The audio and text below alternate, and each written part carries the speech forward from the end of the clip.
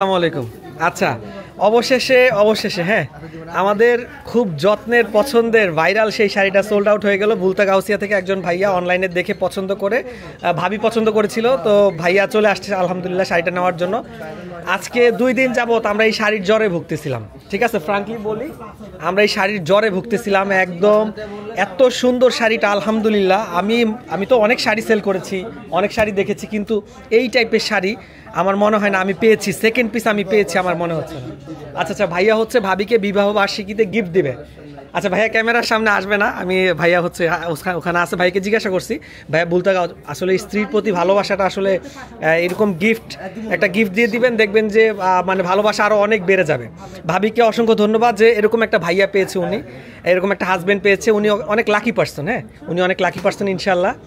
তো এই শাড়িটা হচ্ছে সোল্ড আউট হয়ে গেল। দয়া করে পেজে আমি পোস্ট করার পরে আপনারা কেউ আসলে শাড়িটার জন্য আমাকে কোয়েশ্চেন করবেন না, ভাইয়া শাড়িটা আছে কিনা।